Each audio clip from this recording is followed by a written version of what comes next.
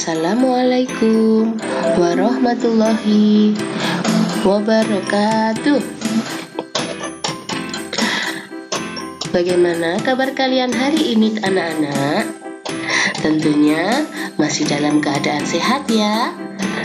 Saya berharap semoga kalian dalam keadaan sehat dan tetap semangat dalam belajar. Mengingat karena waktu kita untuk belajar di rumah itu diperpanjang kembali dan sampai batas waktu yang belum bisa kita tentukan. Sebelum ke pelajaran, mari kita berdoa bersama-sama. Semoga hari ini kita diberi kelancaran dan kemudahan serta diberi kesehatan selama menghadapi pandemi COVID-19 ini. Untuk kali ini, saya akan menyampaikan materi di tema 8, subtema 3, yaitu tema 8 sub 3 untuk mapel PKN dengan materi persatuan dalam keberagaman. Sebelum ke materi selanjutnya, mari kita baca basmalah bersama-sama supaya kita diberi kelancaran dan kemudahan saat belajar nanti. Baca basmalah bersama-sama. Bismillahirrahmanirrahim. Kita lanjutkan.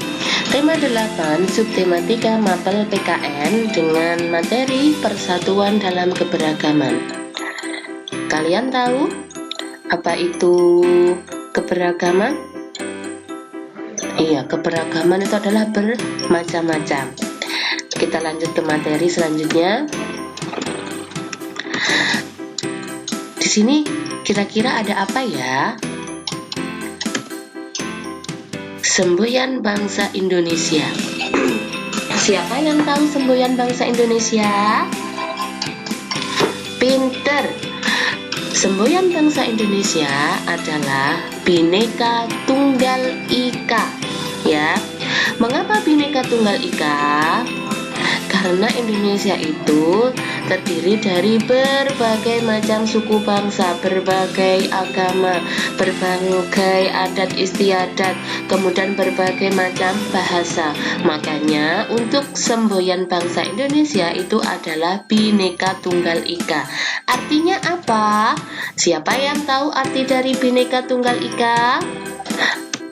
Iya, artinya adalah berbeda-beda tetap satu jua.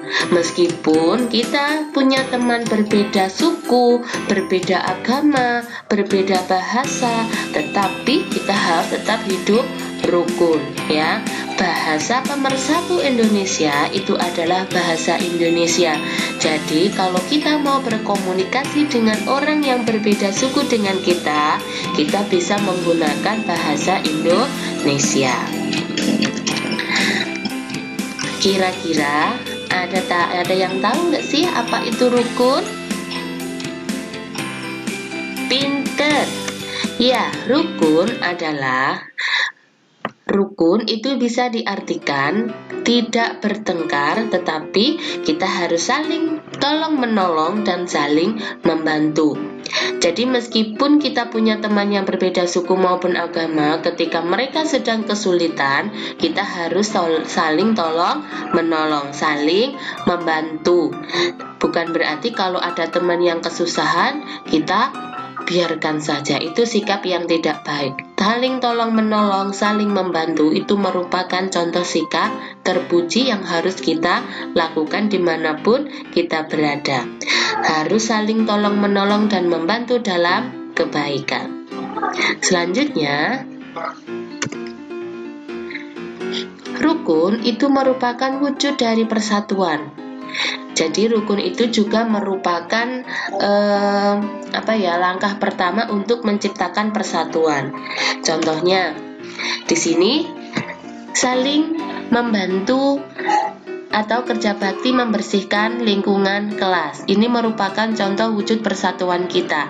Kita tidak boleh memandang suku, tidak boleh memandang agama.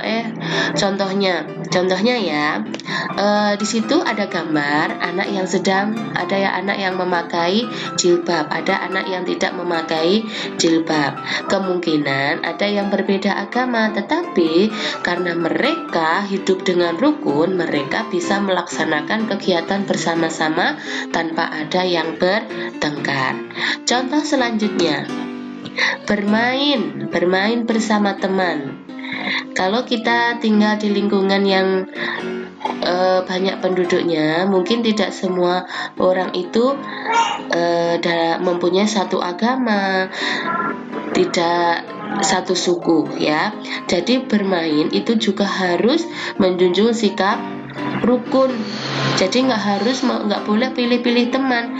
Kamu rambutnya keriting, aku nggak mau bermain dengan anak yang rambutnya keriting. Tidak boleh seperti itu. Semua teman adalah sama. Kita harus bermain bersama meskipun kita berbeda suku, berbeda agama. Paham ya? Lanjutnya, sikap apa yang dapat mewujudkan persatuan? Jadi ada banyak sekali sikap-sikap yang dapat kita lakukan untuk mewujudkan persatuan. Yang pertama adalah saling menghargai. Saling menghargai itu contohnya adalah kamu punya kegemaran yang berbeda dengan temanmu. Kamu punya hobi membaca, kemudian temanmu hobinya adalah bermain sepeda. Kamu tidak boleh mengolok-olok. Jadi dengan saling menghargai, kita akan mewujudkan sikap persatuan. Yang kedua, saling menghormati. Tetangga kamu, contoh ya, tetangga kamu mempunyai kepercayaan yang berbeda dengan kamu.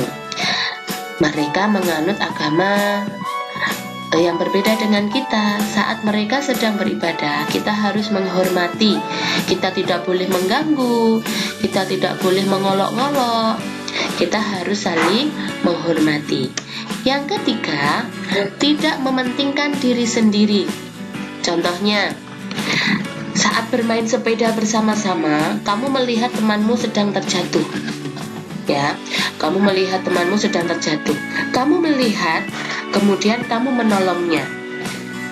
Ya, itu merupakan contoh sikap tidak mementingkan diri sendiri. Atau contoh lainnya, kamu punya 2 pensil, temanmu tidak membawa pensil. Kamu meminjami teman kamu untuk supaya bisa menulis. Itu contoh juga sikap tidak mementingkan diri sendiri, ya.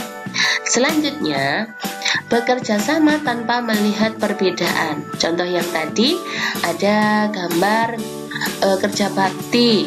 Kerja bakti membersihkan kelas. Meskipun kita berbeda suku, kita harus tetap saling kerja sama. Dengan bekerja sama akan mewujudkan persatuan. Sampai di sini paham ya? Selanjutnya, contoh perilaku yang mencerminkan sikap persatuan dalam keberagaman. Pertama, ini di lingkungan rumah itu ada kegiatan kerja bakti.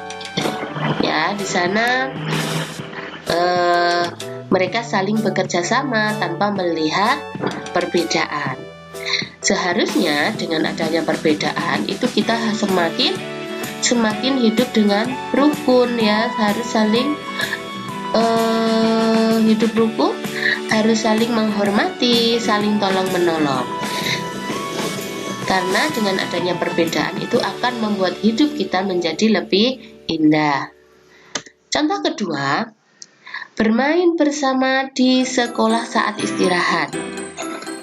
Kita juga tidak boleh pilih-pilih teman. Semuanya adalah sama.